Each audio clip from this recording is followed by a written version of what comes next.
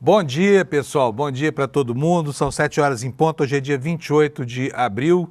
Já estamos caminhando a passos largos aqui para o meio de um ano que está passando muito rápido, né, gente? Com toda essa confusão no cenário político, no cenário internacional, o mundo aí, as turras aí com essa política louca do Donald Trump. E o fim de semana foi um fim de semana muito agitado, né? Notícias muito ruins. Um atentado terrorista lá em Vancouver, no Canadá, matou 11 pessoas, entre essas 11 pessoas também uma brasileira. Aqui no Brasil nós temos duas notícias super importantes que refletem na política, mais vindas do Poder Judiciário. A primeira delas diz respeito a mais uma condenação do coach Pablo Marçal, o anticandidato do PRTB, que pela segunda vez foi condenado a 8 anos de inelegibilidade, ainda pode recorrer, mas é certo que esteja fora do jogo. Né, o comportamento antissocial desse sujeito acabou virando uma quimera para ele, né, que agora vai ter que se haver com as consequências de tudo que ele fez. Entre outras coisas, foi condenado de novo por abuso do poder político e econômico, né, já que ele usou e abusou dos meios que tem, que não são poucos, à sua disposição para tentar produzir a sua plataforma de anticandidato aqui em São Paulo. E também na seara do Poder Judiciário, nós temos lá em Brasília uma volta do julgamento do processo que diz respeito à prisão de Collor para o plenário virtual com a desistência do ministro Gilmar Mendes. Ele tinha recorrido para que o assunto fosse parar no plenário do Supremo, né? E aí a votação poderia ser reiniciada, mas desistiu durante o fim de semana e agora, a partir do momento em que o Diário de Justiça publicar, né, e o Gilmar Mendes formalizar lá a sua decisão, aí então o processo pode voltar a correr no plenário virtual. A decisão lá já está praticamente sacramentada, porque já há 6 votos convalidando a decisão do ministro Alexandre de Moraes pela prisão imediata de Collor, né, que com essa nova atitude deve permanecer muito tempo, ainda que em cela especial, mas numa cadeia onde ele deveria estar há muito tempo, não é verdade? Então, começamos assim o dia de hoje. Olha, quero dizer para você, meu amigo, põe aqui na câmera aqui, Alex, por favor, isso, para você, olhando os seus olhinhos. Meu amigo flamenguista, o mundo não acabou. Meu amigo corintiano, não acabou o mundo. E meu amigo palmeirense, Alex Amorim, o mundo não acabou para o Palmeiras também, Alex. O que aconteceu com esses Timões esse fim de semana? Bom dia, Panunzio, bom dia, chat, boa semana. Esse fim de semana foi incrível, tirando pro lado dos palmeirenses e o lado do corintiano eu fiquei muito feliz. 4-0, fora o baile. O Flamengo tá alegre lá também, hein? Mas o pessoal do Corinthians tá arrasado, hein, Alex? Sim, e ainda mais o Dorival ontem estava no Maracanã acompanhando o jogo.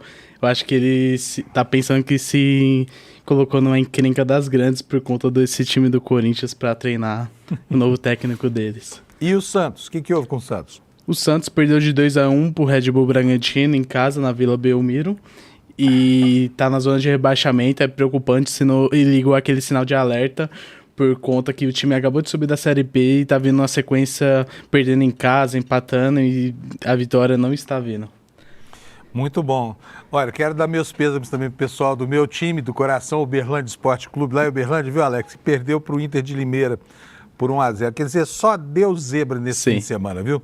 Então não tô falando que Flamengo e Corinthians sejam uma zebra, mas foi um massacre, não foi não? Foi. Eu tava assistindo o jogo do Flamengo e o Corinthians, os caras começaram a 100 por hora e o time do Corinthians um pouco baqueado.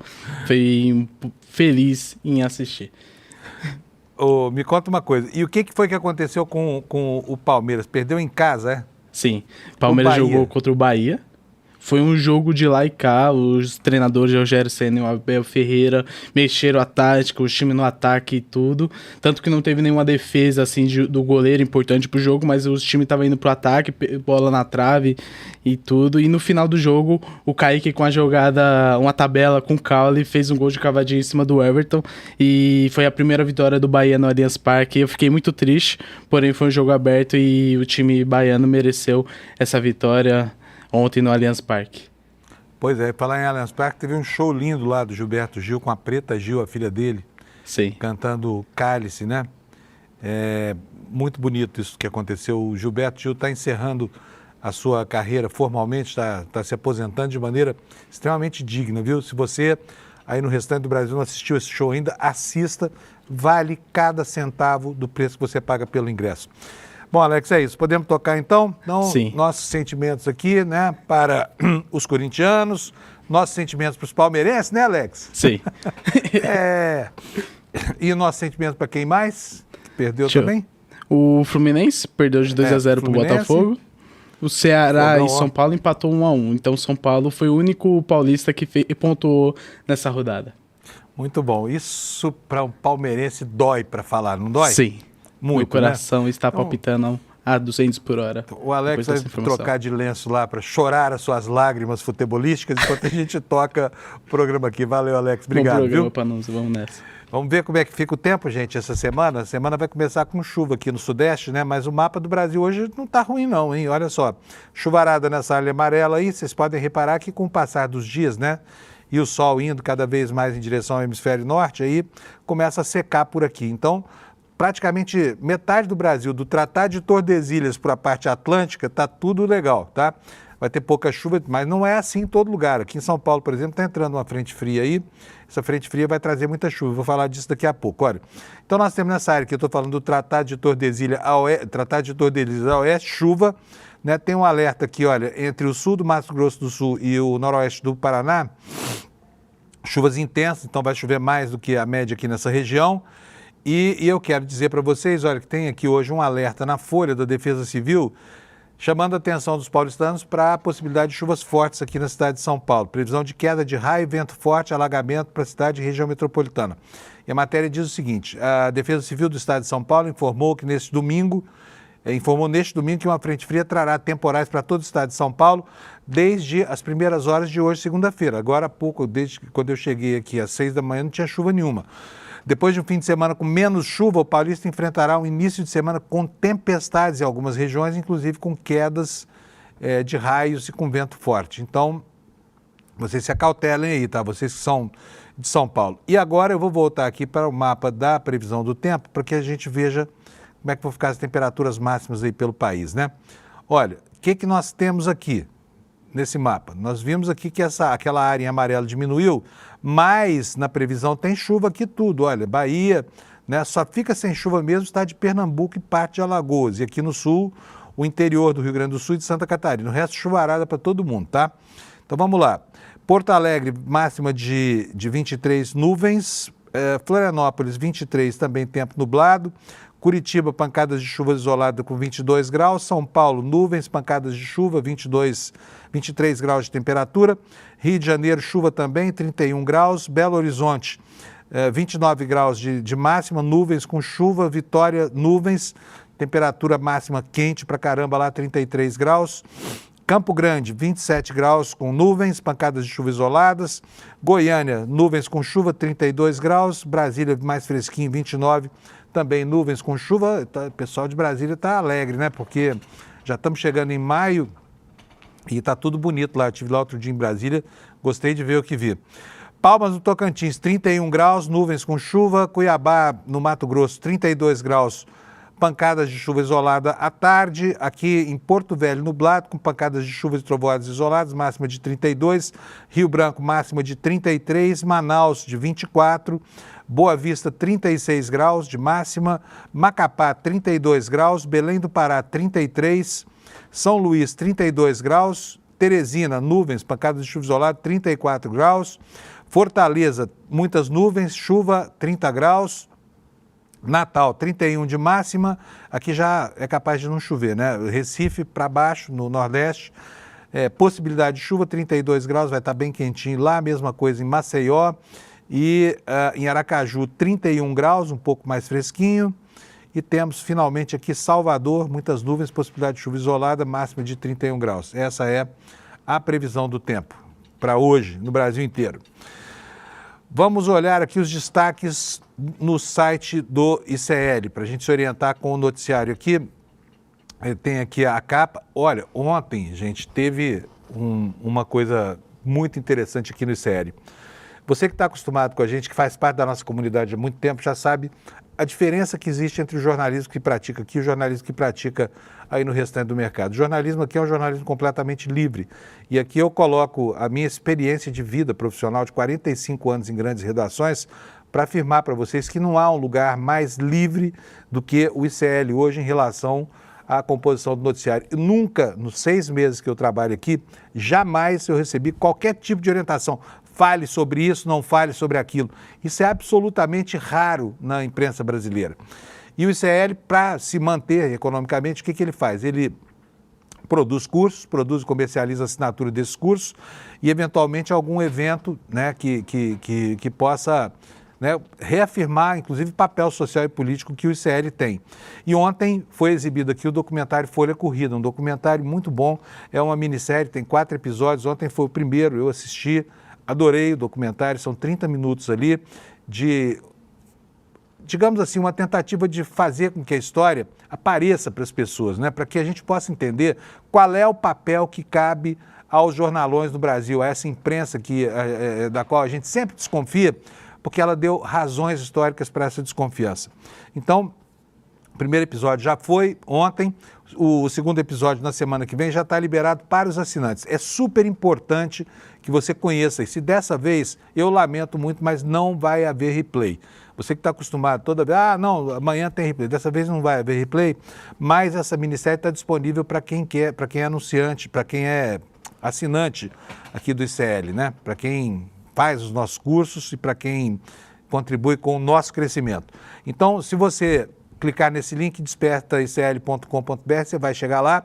O primeiro e segundo episódio já estão liberados, tá? É super importante, porque a gente vai entender, ao final dessa minissérie, que papel coube a esse que foi talvez o principal jornal durante o período da ditadura brasileira, né? O jornal Folha de São Paulo, que além de ter cedido a sua opinião, de ter emprestado o seu prestígio para cohonestar os crimes da ditadura, também cedeu os seus veículos para que agentes da ditadura pudessem fustigar os chamados inimigos do regime.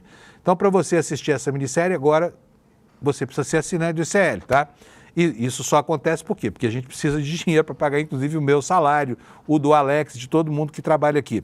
Mas assistir esses episódios é algo muito, muito importante.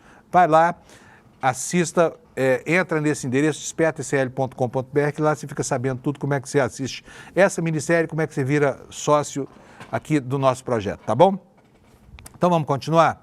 Vou botar na capa para vocês aqui o nosso website, o website do ICL, que traz sempre, você acorda, vai lá, já está o paradigma do dia todinho estabelecido aqui. E a manchete principal é a desaprovação recorde do Trump lá nos Estados Unidos. Começa a sofrer, é o pior presidente, o mais mal avaliado dos primeiros 100 dias do governo, segundo uma pesquisa do Instituto Ipsos, que eu vou dar conhecimento a vocês aqui agora. Vamos lá. Olha, desaprovação recorde é a manchete e o texto diz o seguinte: 2 pesquisas importantes foram divulgadas nesse domingo nos Estados Unidos, mostrando que o presidente Trump tem o recorde de desaprovação para um mandatário que tem 100 dias no governo, a serem completados nesta terça-feira, dia 29. Segundo o levantamento do Instituto Ipsos, do jornal Washington Post e da rede de TV ABC News, Trump é o presidente americano com pior aprovação em todos os tempos aos 100 dias de mandato. Já a pesquisa feita para a rede de TV norte-americana CNN mostra que o índice de aprovação de Trump é de 41%. É o mais baixo para qualquer presidente recém-reeleito desde pelo menos Dwight Eisenhower, que assumiu em 1953. E aí, gente, o Trump não cansa, naquela arrogância que lhe é peculiar, né, de tentar mudar a história. Agora ele quer os méritos de Franklin Delano Roosevelt, né? O homem que tirou os Estados Unidos da grande recessão de 1929. Eu daqui a pouquinho vou mostrar para vocês, mas ele é de uma arrogância que é algo inacreditável. Agora, o que me chama a atenção nessas pesquisas aqui é a quantidade de gente que, apesar de todos os absurdos que esse sujeito vem fazendo, ainda apoia Donald Trump, né? São quase 40% a essa altura do campeonato, vendo a perseguição aos estrangeiros, perseguição a cidadãos americanos que se relacionam com estrangeiros, a proibição da abordagem de certos temas em ambientes sagrados, né, dentro da tradição democrática americana, por exemplo, as universidades. O que ele está fazendo com as universidades é algo absurdo. E apesar disso, de cada 10 pessoas, 4 americanos continuam achando que ele é bom. Não sei como vem isso. Pode ser, acho que assim, o Gessé explica muito bem isso nos livros dele, mas eu ainda acho que tem algo inerente a essência humana, sabe, a crueldade humana, porque não é possível que alguém veja qualquer vantagem nesse homem que transformou o mundo numa incógnita, que tirou da gente o direito de sonhar com o futuro, porque a gente não sabe o que vai acontecer, que está tentando acabar com um sistema de produção capitalista que vinha funcionando muito bem, né? Enfim, de cada 10 americanos, 4 continuam gostando dele. Então, aqui, o que é que diz a matéria? Segundo o levantamento do Ipsos, do Washington Post, aos 100 dias de governo, né, e também a CNN, é a mesma coisa, 41% é o índice de aprovação de Trump, é o mais baixo para qualquer presidente reeleito desde Eisenhower. De acordo com a pesquisa do Washington Post, né, e da ABC News, 39%, como eu falo aqui, é 1 em cada 4 praticamente, aprovam, 55% desaprovam e 5% não responderam. Os números não somam 100% por causa de arredondamentos. A pesquisa foi feita com 2.464 adultos, a amostra colhida entre 18 e 22 de abril, em inglês e também em espanhol. Uma parcela de 30% dos ouvidos é democrata, 30% é republicana e 29% é independente. A margem de erro é de 2 pontos percentuais para mais ou para menos. Sobre a economia dos Estados Unidos, 73% dizem que ela está em má situação. 53% afirmam que piorou desde que o Trump tomou posse. E 41% disseram que as suas finanças pessoais pioraram. E aí fica aqui a indagação. Se 73% dos americanos já acham isso, como é que entre esses 73%, aproximadamente 10% ainda acham que mesmo tudo piorando, Trump é um bom presidente, né? Enfim, está aqui o registro, são 2 pesquisas, não é uma só, afirmando aquilo que parece óbvio, né? Que é o estado de prostração, inclusive do eleitorado republicano, diante das loucuras desse sujeito que parece governar o mundo como o grande ditador, né? Aquele filme do Chaplin, criticando Hitler, fazia troça do planeta, né? Que mais? Vamos seguir aqui o noticiário, ainda dentro do noticiário internacional. Não, aqui é o noticiário nacional já, mas eu vou primeiro, antes de começar isso aqui, eu quero contar para vocês daquele atropelamento que aconteceu lá no Canadá, né? Foi uma coisa muito triste que aconteceu, porque foi, evidentemente, parece ter sido um acesso de loucura de uma pessoa instável, mas essa pessoa instável pegou a caminhonetona e saiu atropelando gente lá, gente que participava de um festival, de uma festa cultural, né, de uma festa em homenagem a, se eu não me engano, a comunidade da Finlândia, né? Está aqui, olha, uma foto no G1, uma foto ainda de corpos estendidos na rua aqui, uma tristeza isso que aconteceu lá no Canadá. E o que foi que aconteceu? Vamos desde o comecinho. Um motorista atropelou 11 pessoas num festival de rua em Vancouver e acabou sendo indiciado por 8 homicídios durante a audiência judicial, uma audiência judicial nesse domingo.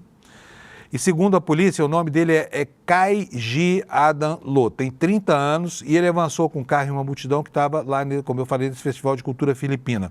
Além dos 8 indiciamentos, ele ainda poderá ser formalmente acusado de mais crimes, porque, né, não se sabe, tem muitas pessoas que foram atropeladas que não se sabe se vão sobreviver ou não, e ele causou danos a muito mais gente, né?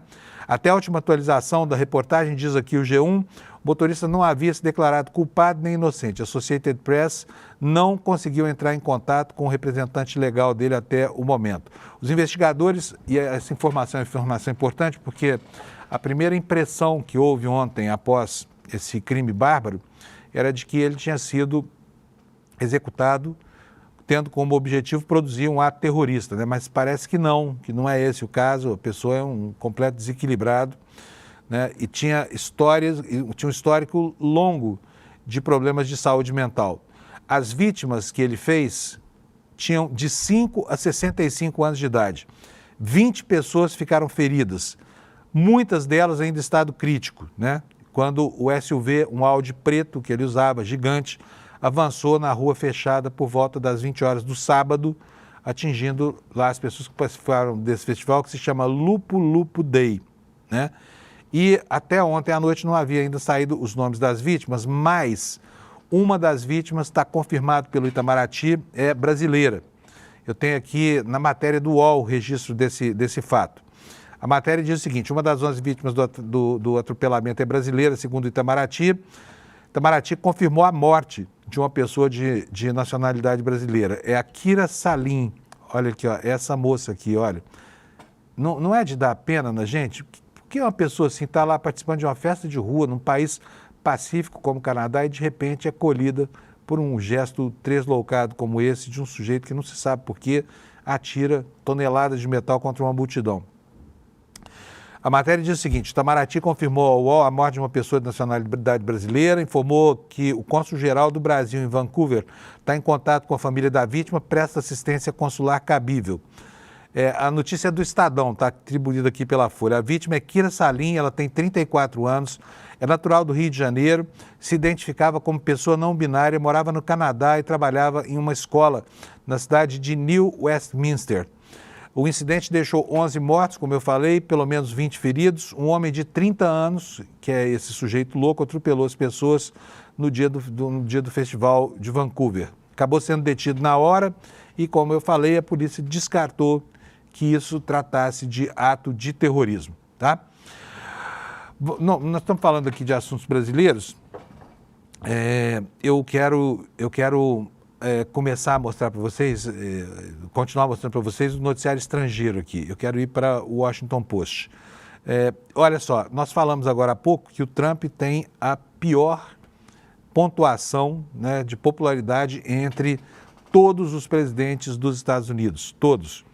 Mas ele não se aquieta, ele não se acalma.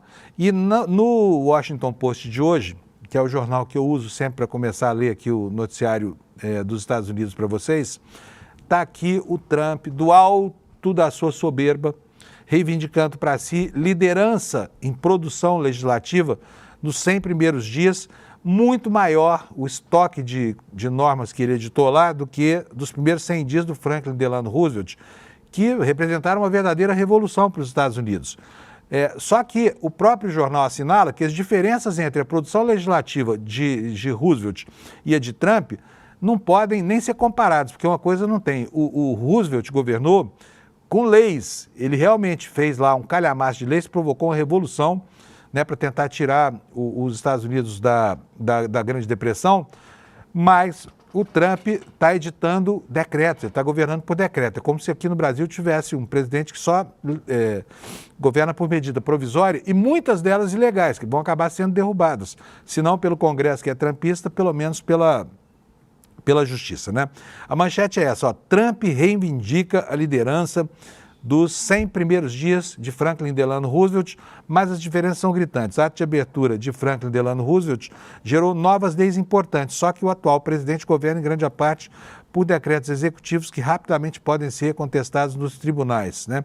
Eu colocando isso aqui para vocês verem o tamanho da soberba desse sujeito, né? O que mais que o jornal diz aqui, já no corpo da reportagem? Desde os impactantes primeiros 100 dias de Franklin Delano Roosevelt no cargo, nenhum presidente alcançou a marca e a ruptura representada por aquela corrida de 15 semanas em 1933, que reescreveu a relação entre os americanos e o governo, pelo menos até agora. A enxurrada de discursos iniciais do presidente Donald Trump também abalou as operações do governo, perturbou tradições e até levantou novas questões sobre o que significa ser americano. Não é por acaso que Trump citou Roosevelt repetidamente como um modelo em termos de impacto para a história. Mas com a chegada do centenário de Trump, do centenário, não, o jornal, na tradução aqui fala centenário, mas são os primeiros 100 dias, né? São os primeiros 100 dias. Na terça-feira, as diferenças são pelo menos tão gritantes quanto as semelhanças. A investida de Roosevelt, diz aqui o Washington Post, no auge da Grande Depressão, visava expandir a presença do governo federal na vida dos americanos. E a cruzada do Trump agora visa, em grande parte, desmantelar o Estado, assinala o jornalão americano. Isso colocado, daqui a pouco eu volto para o noticiário internacional, mas eu estou louco para falar para vocês, caso você ainda não tenha tomado ciência, de duas coisas muito importantes que aconteceram aqui pelo Brasil. Eu vou ler aqui para vocês informação do site Hora Jurídica, HJU, que é um bom site de informações jurídicas. Pablo Marçal, condenado pela segunda vez a 8 anos de inelegibilidade. Aqui na foto, a foto da cadeirada, né? O Datena mandando a cadeira nele. Dessa vez quem deu a cadeirada foi o Tribunal Regional Eleitoral de São Paulo. O que diz a reportagem? O empresário e influenciador Pablo Marçal, do PRTB, foi condenado pela Justiça Eleitoral de São Paulo pela segunda vez a 8 anos de inelegibilidade por abuso do poder econômico, uso indevido dos meios de comunicação e captação de gastos ilícitos de recursos durante a campanha eleitoral de 2024. Além da inelegibilidade, o juiz Antônio Maria Patinho Zorzi, da primeira zona eleitoral de São Paulo, determinou o pagamento de multa de R$ 420 mil por descumprimento de liminar. Essa sentença proferida no sábado aponta que Marçal obteve vantagens eleitorais indevidas quando promoveu os chamados campeonatos de cortes, em que oferecia premiações a usuários do Discord em troca da viralização de seus conteúdos na internet. Segundo a decisão, o esquema de divulgação paga adotado pelo empresário foi revelado em junho do ano passado e passou a ser questionado judicialmente em pelo menos 3 processos. E diz aqui o site Hora Jurídica, HJUR, que a legislação eleitoral veta que os candidatos promovam, mediante pagamento, conteúdo relativo às eleições em perfis que não sejam seus próprios. Essa proibição abrange tanto o período oficial da campanha, que se deu entre 16 de agosto e 27 de outubro, quanto durante a pré-campanha, que é considerada a partir de 1º de janeiro de todo o ano eleitoral. Na prática, o juiz constatou que Marçal cooptava colaboradores para disseminar conteúdos em redes sociais através de vídeos curtos conhecidos como cortes. Os usuários se cadastravam, aprendiam a fazer os cortes e, após a publicação, eram remunerados pelo empresário ou pelas empresas dele, de acordo com a quantidade de visualizações obtidas. Aqui abre aspas aqui para o juiz: a estratégia correspondente ao impulsionamento de cortes efetuados por terceiras pessoas trouxe ao réu uma vantagem indevida, considerada a fraude na mobilização artificialmente ocorrida, escreveu o juiz na sentença, destacando que o esquema criava a impressão de que havia uma onda genuína de apoio a Marçal, quando, na verdade, ela era motivada pela perspectiva de ganhos financeiros. Sobre a multa de R$ 420 mil, ela foi aplicada porque o Pablo Marçal descumpriu uma liminar do processo que determinava a suspensão imediata das atividades do seu canal no Discord. Através de prints, ficou comprovado que o grupo continuou ativo entre agosto e outubro, quando havia já a imposição da multa de R$ 10 mil por dia, e que os responsáveis pela moderação eram sócios do empresário. Segundo o estudo realizado pelo Monitor do Debate Político no meio digital da USP, o empresário precisaria de um valor 175 vezes superior ao que gastou por campeonato para atingir um patamar semelhante de visualizações de até 650 milhões por edição, se recorresse a mecanismos lícitos. Olha, a matéria do HJUR lembra aqui que essa é a segunda condenação, né? Em fevereiro desse ano, esse mesmo juiz, ele condenou o ex-candidato pelos crimes de abuso de poder político, poder econômico e uso indevido dos meios de comunicação, captação ilícita de recursos. A sentença apontou que o empresário ofereceu apoio político para impulsionar a campanha eleitoral de candidatos a vereador por meio de vídeos divulgados na internet e, em troca, exigia um Pix no valor de 5 mil pessoas. Mas é picareta esse Pablo Marçal, hein, gente? Pensar que tem gente que paga para ele para aprender as picaretagens que ele ensina, e nós, por um triz, não tivemos esse estrupício como prefeito aqui de São Paulo, hein? Porque ele passou na trave, tá? Olha, a matéria também explica que as penas não são somadas e que o Pablo Marçal ainda pode recorrer.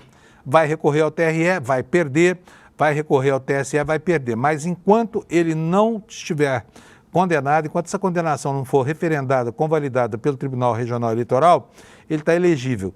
E ainda que o TSE, no final desse processo todo, se ele vier a recorrer, chancele a condenação, ainda assim esse engraçadinho pode se registrar como candidato para fazer bagunça no cenário eleitoral. Mas a notícia boa é a seguinte: elegível não está mais. O Brasil está livre de ter Pablo Marçal, pelo menos nos próximos 8 anos, galgando aí a escada da política, né, em qualquer cargo. Ele que se julga preparado para assumir a presidência da República no Brasil, tá? Esse pesadelo, felizmente, parece dele, nós estamos livres, tá? Vamos agora falar sobre voltar aqui ao noticiário internacional, depois eu volto a falar mais de Brasil, tá, gente? Já são 7h30 da manhã. Nós tivemos lá no Irã uma explosão no posto de Bandar Abbas, que fica no sul do Irã, né? E olha, subiu para 40 o número de mortos e os feridos ultrapassam 1.200, de acordo com a imprensa estatal. O incidente ocorreu nesse sábado 26, as causas ainda não foram determinadas. O presidente da Rússia ordenou o envio de aviões ao Irã para ajudar a lidar com as consequências da explosão, de acordo com o Ministério de Emergências neste domingo, ontem, né? E o Putin expressou condolências pelas vítimas e, segundo o Kremlin, transmitiu as palavras de sincera simpatia e apoio às famílias das vítimas, bem como seus votos de recuperação a todos. Olha que cenário horroroso que se formou lá nessa foto aqui de uma matéria do UOL. Tá? Voltando para o Brasil, essa pendenga toda do INSS pode acabar, inclusive, em novas demissões aí, não sei, a situação do Lupe está muito complicada, né? Tudo bem que nesse governo aqui, a pessoa, me parece que o critério é o de ser denunciado, né? Mas o papel político do Lupe aqui está por ser entendido, ele precisa falar, precisa se explicar, né? O que está acontecendo? Olha, vamos voltar agora, isso não tem nada a ver com o Carlos Lupe, tá? Tem relação com a saga do presidente do INSS, o périplo dele para tentar entender o que estava acontecendo antes de que a polícia tomasse as providências que tomou. A manchete na Folha de São Paulo é: presidente do INSS teve pedido negado pela PF de informações sobre a investigação contra o órgão. A polícia argumentou que as operações anteriores não eram de responsabilidade do órgão e que poderia haver apurações sob sigilo. A matéria diz que o presidente demitido do INSS pediu à Polícia Federal, em outubro passado, informações a respeito das investigações sobre aqueles descontos irregulares feitos por associações pilantras, né, sem autorização dos aposentados, no contra-cheque do governo. A PF negou a solicitação e, na resposta, que demorou 5 meses para chegar, o órgão afirmou que, pelo fato de as investigações citadas na reportagem terem sido conduzidas por outros órgãos, não poderia prestar essas informações. No ofício enviado por Stefanuto em 7 de outubro de 2024 ao diretor-geral da PF, Andrei Rodrigues, o então presidente do INSS afirmou que o Instituto precisava daqueles dados para tomar providências contra irregularidades relatadas na imprensa. O dirigente afirma no documento ao qual a Folha teve acesso que as suspeitas não recaíam sobre ações do INSS, que tratavam de denúncia formal feita ao órgão, mas apontou que as notícias veiculadas soavam negativamente e causavam danos à imagem da autarquia. Um escândalo desse tamanho, né, gente? Que em setembro, outubro do ano passado, o governo já acontecia e só agora isso gera consequências, né? Bom, só para complementar a informação, esse ofício mencionava reportagens veiculadas no portal Metrópolis a partir de julho de 2024 que noticiavam uma operação feita pelo Ministério Público e pela Polícia Civil do Estado contra a AMBEC, Associação dos Aposentados Mutualistas para Benefícios Coletivos. Na última semana, a entidade que foi um dos alvos da ação da PF, essa entidade foi um dos alvos da ação da PF que levou, enfim, à demissão de Stefanuto, né? Então está aqui o registro sobre o fato de que desde outubro já se sabe que isso é um problema lá na seara do INSS e agora só que a gente fica sabendo o que foi que aconteceu. Todo mundo é preocupado quando a gente fala em eleição com o crescimento do movimento neopentecostal no Brasil, não é? Da teologia da prosperidade, porque ela tem uma grande familiaridade, uma grande afinidade com a extrema-direita e uma maneira estranha de, enfim, de entender o cristianismo, uma espécie de cristianismo sem Cristo, baseado quase que totalmente no Velho Testamento e que coloca publicamente a sua crença de que a atuação desses pastores neopentecostais pode fazer milagres, como, por exemplo, curar pessoas doentes, enfim, enriquecer quem está pobre, não quer trabalhar. E no Brasil, nós ainda temos uma maioria católica, né? Mas essa maioria corre risco, né? A gente viu que, por exemplo, os papas, toda vez que um papa é eleito lá em Roma, um dos primeiros destinos é o Brasil, porque é a maior comunidade católica do mundo. Mas a nossa hegemonia católica, diz aqui a Folha de São Paulo, está ameaçada.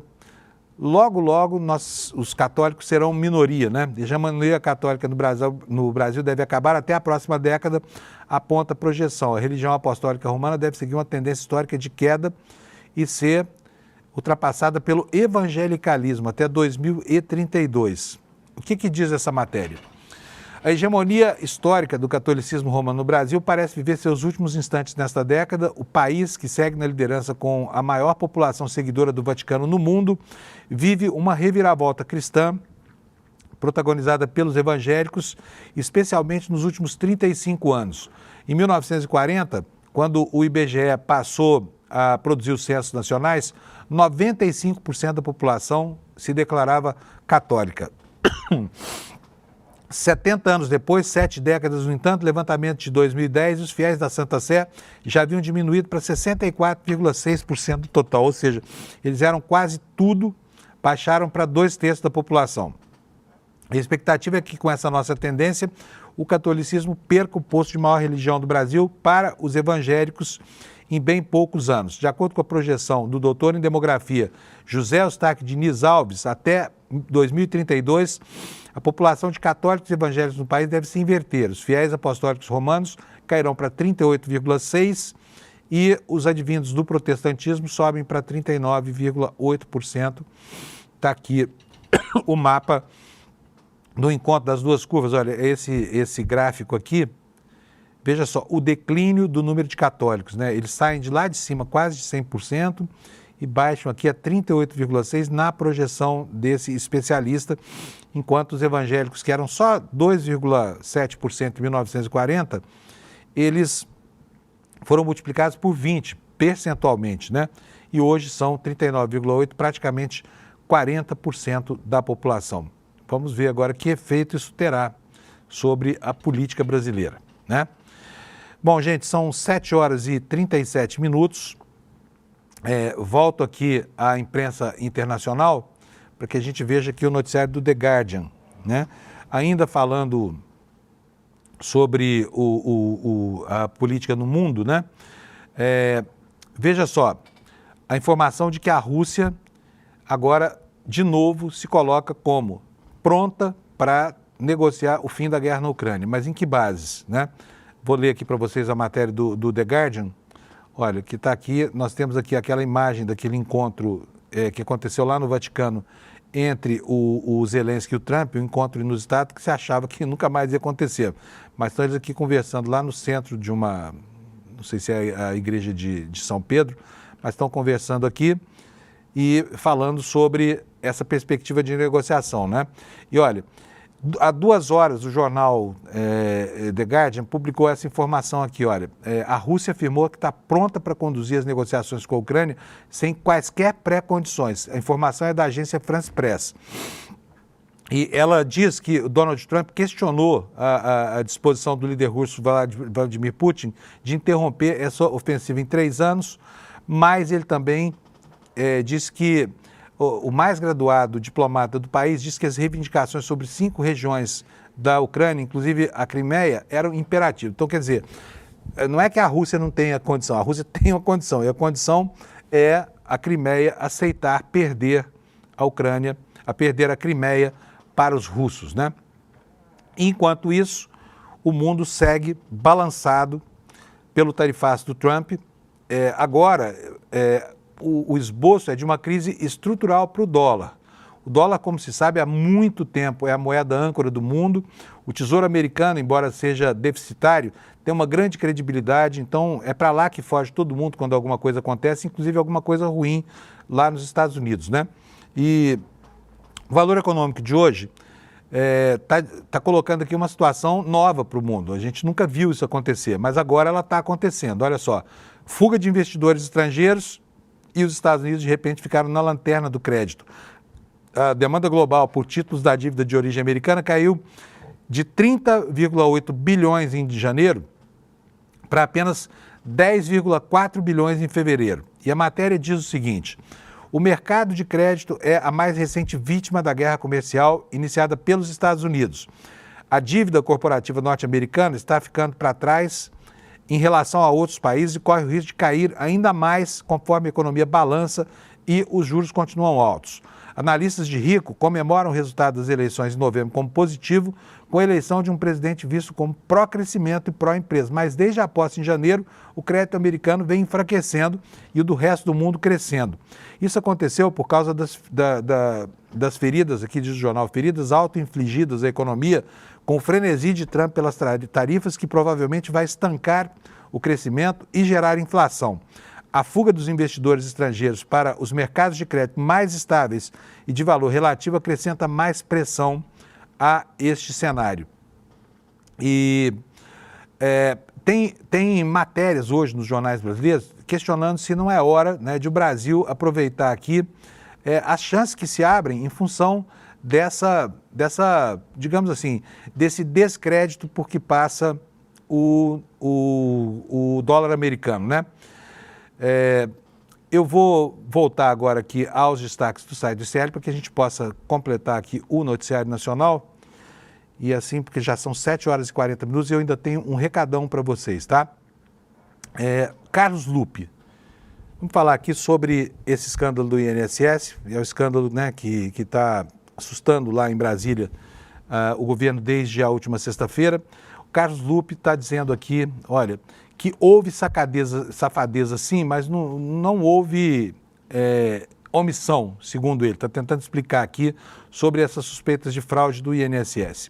A matéria no site do ICL diz o seguinte, o ministro da Previdência Social, Carlos Lupe, em entrevista ao jornal Folha de São Paulo, publicada ontem, afirmou que o INSS tem adotado diversas medidas para combater fraudes nos descontos em benefícios. Lupe diz ter certeza de que há safadeza de muita gente, mas argumenta que o governo não foi omisso. Muitas instituições abusaram e devem pagar por isso. Os beneficiários têm de ser restituídos, mas não pode generalizar, senão a gente instaura um tribunal de inquisição. Agora fica aqui a pergunta, esse dinheiro é um dinheiro que foi retirado da conta dos aposentados à força, né, na marra, sem que eles autorizassem.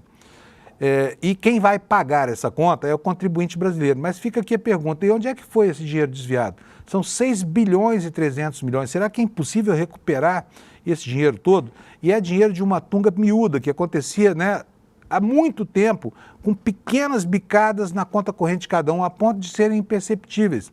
As pessoas não sabiam o que era aquilo no contra-cheque, passaram anos pagando essas contribuições que não pediram sem saber o que estavam pagando. O nosso texto aqui no ICL diz o seguinte, as irregularidades em investigação pela Polícia Federal e pela Controladoria Geral da União são uma herança de governos anteriores. Ele falou, uma vez que a maior parte dos acordos que permitiram descontos aconteceu antes de 2023. Aí o Lupe diz o seguinte, eu não fui omisso, o processo é complexo, envolve mais de 6 milhões de processos. Lupe também afirmou que a demissão do presidente do INSS, Alessandro Stefanuto, foi uma medida necessária para que a investigação avançasse. E, segundo ele, o INSS implementou portarias e instruções normativas para garantir mais segurança aos beneficiários. Também mencionou a utilização da biometria para evitar as fraudes. Quanto à restituição dos valores cobrados de forma irregular, Lupe explicou que o processo é complexo, com uma auditoria em andamento. E ressaltou que, a partir deste mês, os beneficiários prejudicados terão o valor devolvido, embora o recadastramento e a auditoria dos descontos ativos levem ainda algum tempo, né? Ele foi alertado sobre essas denúncias em 2023, mostrou, o que mostra uma ata de uma reunião da qual ele participou. O ministro da Previdência foi informado sobre o aumento das denúncias de fraude dos descontos de benefícios de pensão e aposentadoria, mas levou cerca de 1 ano para tomar as providências. A ata de uma reunião do Conselho Nacional de Previdência Social de junho de 2023 mostra que a representante do Sindinap, que é o Sindicato Nacional dos Aposentados, Pensionistas e Idosos, Tônia Galete, levou o problema ao ministro. O documento foi noticiado pela TV Globo. A prova de que eu não fui omisso é que eu demiti o diretor, rebateu o Lupe em entrevista à Folha. Ele também comentou sobre uma das críticas que tem recebido dentro do governo, defendeu a sua atuação e afirmou que a relação com o presidente permanece normal. Diz ele aqui, olha, minha função é trabalhar para resolver e tenho a consciência tranquila de que fiz tudo o que podia, né? Gente, temos outro assunto em destaque na área do judiciário, que é a presença, a mudança de posição do ministro Gilmar Mendes, que voltou atrás e desistiu do plenário virtual. O que vai acontecer agora? O ministro Gilmar Mendes tinha pedido um destaque do processo iniciado com a decisão monocrática do ministro Alexandre de Moraes de mandar o Collor para a cadeia. Afinal de contas, a permanência desse sujeito fora da cadeia era uma coisa bastante assintosa, né? Ele estava condenado há muito tempo e simplesmente não ia para a cadeia. Os advogados usando de todos os recursos aqui para mantê-lo longe, longe das grades. Aí chegou um momento que a coisa lá caiu no colo do Xandão e o Xandão falou, olha, agora não dá mais, vai para a cadeia. Mandou prender o Collor, ele foi preso na sexta-feira às 4 horas da manhã, né? E pela primeira vez na vida está lá cumprindo o amargor da reclusão, né, em função de coisas que ele mesmo produziu. Então, o ministro desistiu e, a partir agora, da manhã de hoje, os 4 votos que falam, aliás, são 3 votos, são 4 votos, já tem 6 votos contabilizados, faltam mais 5 votos, só que o ministro Zanin deu por impedido, não vai votar nesse processo. Então, o que vai acontecer lá é que agora o plenário virtual retoma a votação e a medida já está, na verdade, a decisão já está tomada, porque por 6 votos a decisão de Alexandre de Moraes já foi convalidada pelo plenário virtual. Então nós teremos hoje a continuidade do julgamento e resta saber aqui quanto tempo Collor vai ficar de fato na cadeia, né? Porque afinal de contas ele já é beneficiário, por exemplo, do atenuante da senilidade. Então precisa ver, mas algum tempo ele vai passar lá, porque não é possível que esse sujeito, que a vida inteira delinquiu, não experimentasse o dissabor de sofrer as consequências dos atos que ele mesmo produziu, né? No caso dessas acusações que o levaram para a cadeia, isso ficou conhecido como corrupção com recibo, né? Corrupção com recibo. Olha, uma informação muito importante que a gente explorou mal, essa informação não é propriamente de hoje, tá? Mas essa informação, as mulheres precisam saber disso.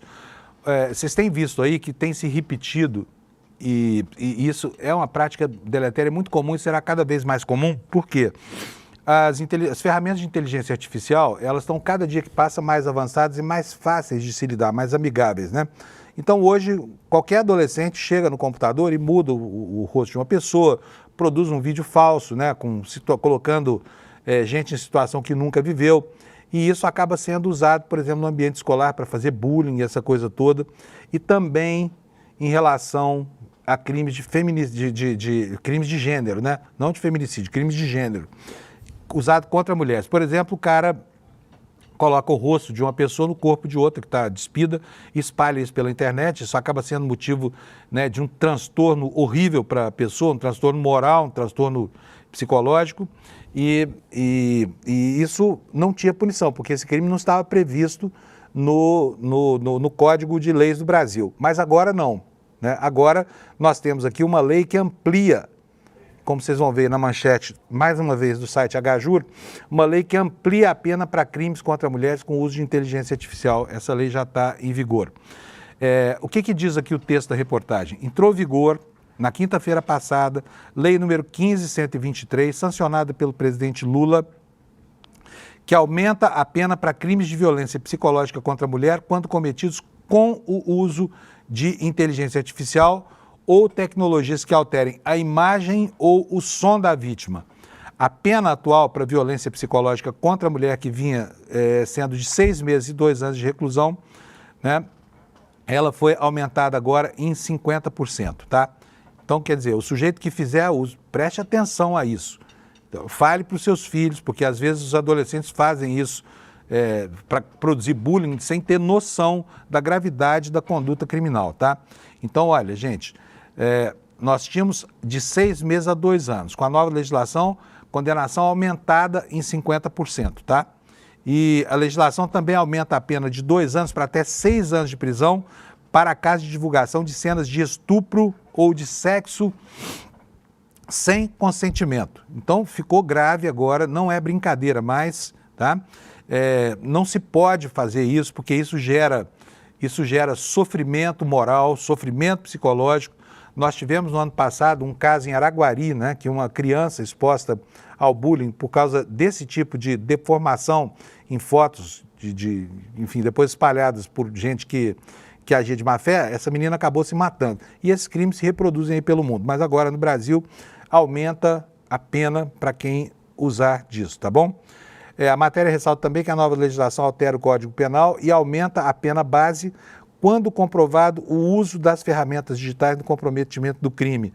A proposta sancionada é de autoria da deputada Jandira Fegali, do PCdoB do Rio de Janeiro, foi relatada na Câmara pela deputada Camila Jara, do PT do Mato Grosso do Sul, no Senado Federal pela senadora Daniela Ribeiro, do PSD. De onde mesmo? Do PSD da Paraíba, está aqui. Gente, olha, agora vamos falar sobre papel da imprensa. A gente passa o tempo todo aqui falando sobre a responsabilidade que é inerente à comunicação social. Quem tem o papel de comunicar socialmente, de informar a sociedade, tem um papel também de gerar comportamentos, né? de ensejar algumas coisas que podem ser muito boas ou muito ruins.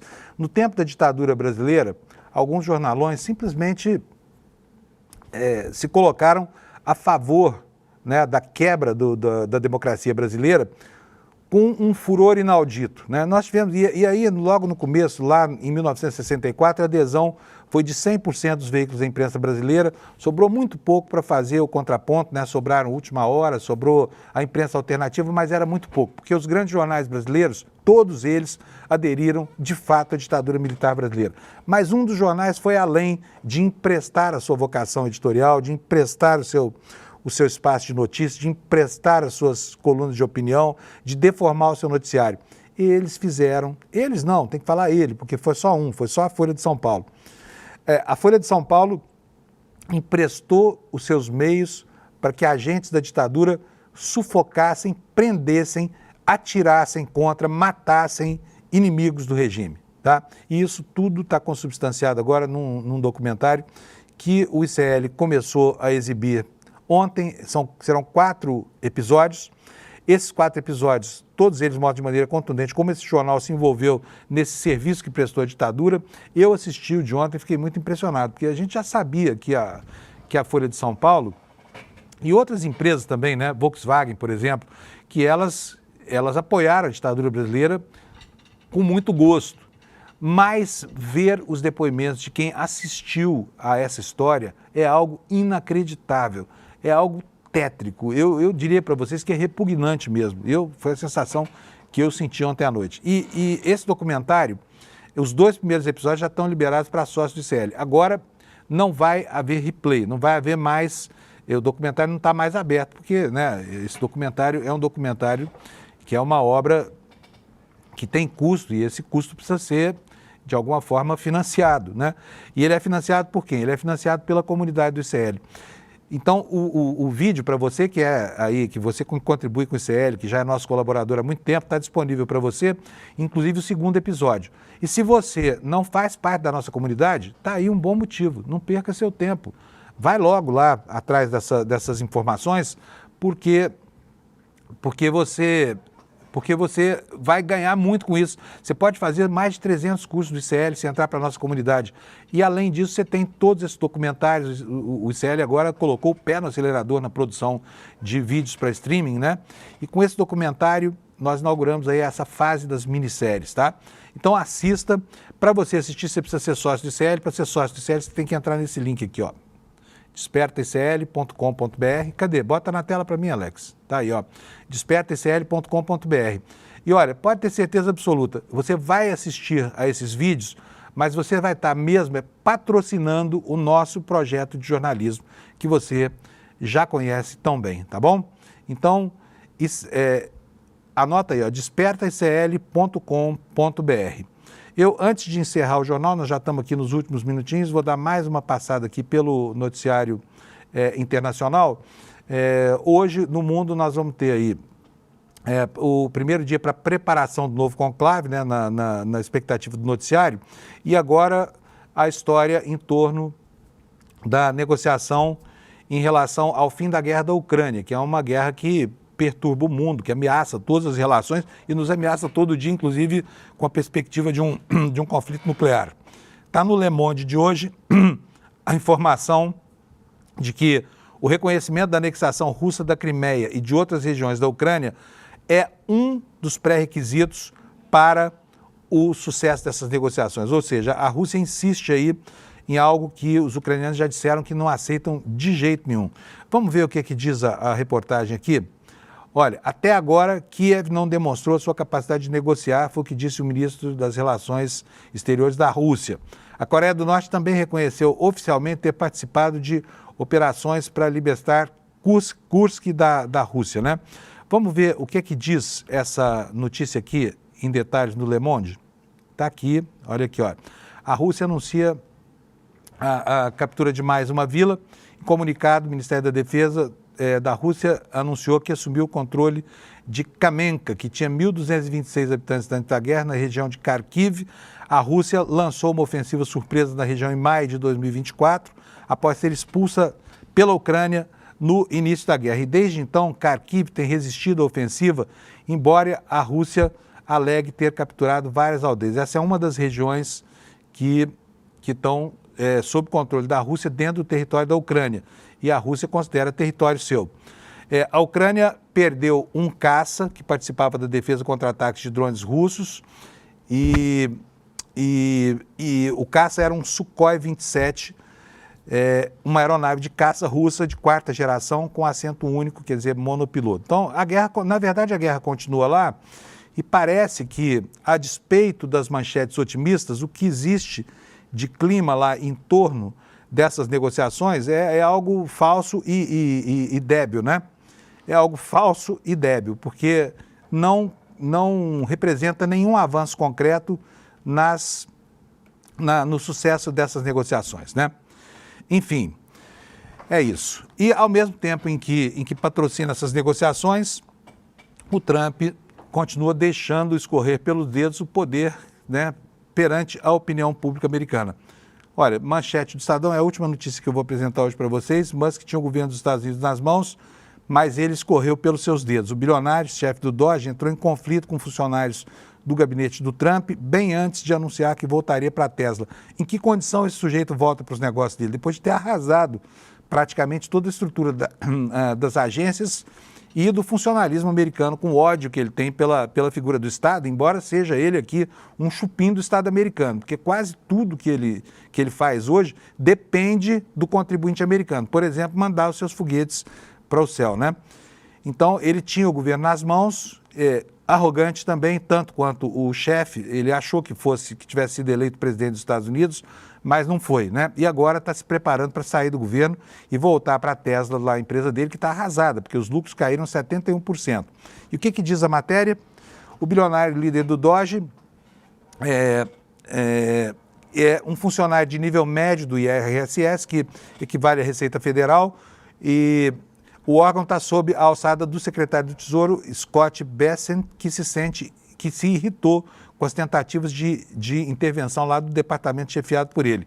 As tensões resultantes se espalharam em uma briga aos berros na ala oeste da Casa Branca, onde Musk e a principal autoridade financeira do país estavam lutando ao alcance dos ouvidos do presidente Donald Trump. Tamanha foi a gritaria, né? Essa gritaria foi testemunhada por duas pessoas familiarizadas com um confronto acalorado que falaram sob condição de anonimato. O Bessent venceu, né? E aí o funcionário que ele queria demitir foi substituído depois de apenas 3 dias como chefe interino do IRS. E o Musk deixou de seguir o Bessent no X, sua plataforma de mídia social. Acontece que nem tudo acontece no mundo digital, né? Essas coisas têm consequência no mundo real. E então o mundo pode esperar um certo alívio, porque esse sujeito que se deixou identificar como um dos mais acalorados neonazistas está se despedindo do governo americano. O problema é que o pensamento que ele representa fica lá porque tem outros Elon Musks lá na assessoria do Trump prontinhos para colocar em fogo no mundo e em tudo que a costura ocidental produziu. Gente, é isso aí. Estreamos, então, uma semana curta hoje, nessa segunda-feira. Semana que se interrompe na quarta. A gente vai ficar de folga aqui no dia do trabalho e no dia seguinte. E nós, então, temos 3 dias de muitas informações para vocês aqui ao longo dessa semana curta, tá? Tchau, muito obrigado pela audiência. A gente se encontra aqui às 7 da manhã de amanhã. Obrigado. Olá, olá. Eu sou Lindener Pareto, historiador, professor aqui no Instituto Conhecimento Liberta e convido vocês, nosso grande público, a conhecerem o curso Monumentos à Barbárie, onde eu narro aqui as disputas pelo controle dos monumentos produzidos no espaço público, as memórias, as histórias, a contestação de personagens históricos controvertidos ao longo da história, não só do Brasil, mas também da história da humanidade. Conheçam o curso Monumentos à Barbárie e mais outros 200 cursos aqui conosco no Instituto Conhecimento Liberta.